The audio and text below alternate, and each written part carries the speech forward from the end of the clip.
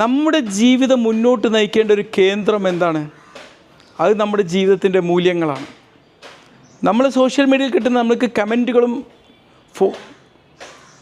അതിനെക്കുറിച്ചുള്ള റിപ്ലൈകളും ഇതൊക്കെ മാറിക്കൊണ്ടിരിക്കും, ഫോളോവേഴ്സ് മാറിപ്പോവും.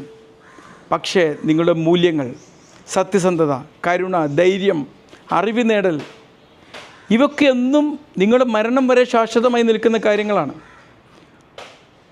തീർച്ചയായിട്ടും നമ്മുടെ ജീവിതത്തിൽ ഏറ്റവും ഇമ്പോർട്ടൻ്റ് ആയിട്ടുള്ള 3 മൂല്യങ്ങൾ നമ്മൾ എഴുതി വെക്കുക.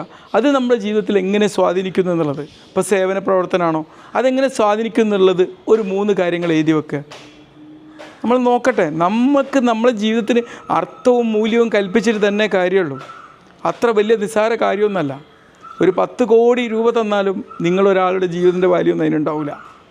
അല്ലെങ്കിൽ ഒരു സ്വർണത്തിൻ്റെ ഒരു മല കിട്ടിക്കഴിഞ്ഞാലും നിങ്ങളുടെ ജീവിതത്തോളം മൂല്യമൊന്നും അതിനുണ്ടാവില്ല.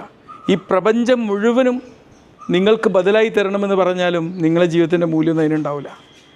മൂല്യാധിഷ്ഠിതമായൊരു ജീവിതം അത് മനുഷ്യൻ എന്നിവിടെ പിടിച്ചു നിർത്താൻ സാധിക്കും. ആത്മഹത്യാ ചിന്തകൾക്ക് മൂല്യാധിഷ്ഠിതമായി ജീവിതം നടത്തുന്ന ഒരു മനുഷ്യൻ്റെ ഒരു ജീവിതത്തിൻ്റെ ഒരു കോണിൽ പോലും അതിനൊരു സാധ്യത ഉണ്ടാവില്ല എന്നുള്ളതാണ്.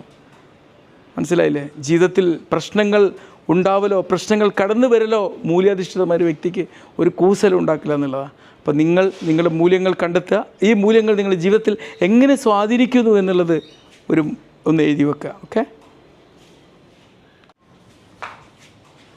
ജീവിക്കാൻ പ്രേരണയുള്ള 3 കാരണങ്ങൾ എഴുതി വെക്കുക എന്നുള്ളതാണ്.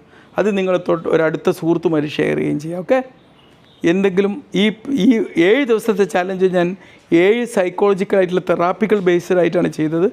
അതിനെക്കുറിച്ച് ഡീറ്റെയിൽഡ് ആയിട്ട് പിന്നീട് ഞാൻ നിങ്ങൾക്ക് വീഡിയോ രൂപത്തിൽ അവതരിപ്പിക്കുന്നതാണ്. Okay, by.